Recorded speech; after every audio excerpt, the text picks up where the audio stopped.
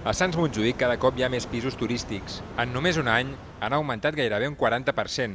Ja n'hi ha més de 600 i la majoria es concentra al Poble Sec.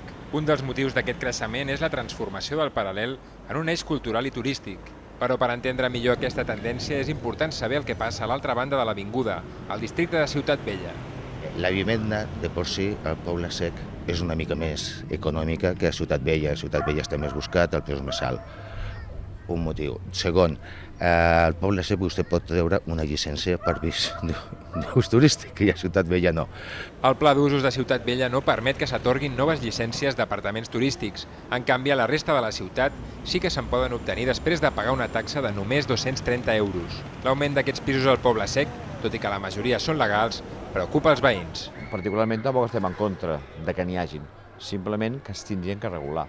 O sigui, ha d'haver-hi per tanta seguretat del que lloga o que vingui, del propietari com dels veïns que hi són. Ha d'haver-hi una mínima normativa en aquest aspecte. Els propietaris creuen que la seguretat dels veïns ja està garantida. Segons diuen, a la majoria de pisos s'hi allotgen parelles o famílies i els casos de turistes incívics són poc freqüents. Si aquests senyors realment no es comporten, es cridaria a la policia i el dia següent se'ls obligaria a marxar del pis. Cosa que no passaria si el pis estaria llogat 3 anys a una persona que fessi festes cada dia. A curt termini, l'Ajuntament no té previst prendre cap mesura per limitar el creixement de pisos turístics al Poble Sec. Tot i això, està valorant la possibilitat de redactar un pla d'usos per regular determinades activitats i el lloguer d'aquests negocis en podria ser una.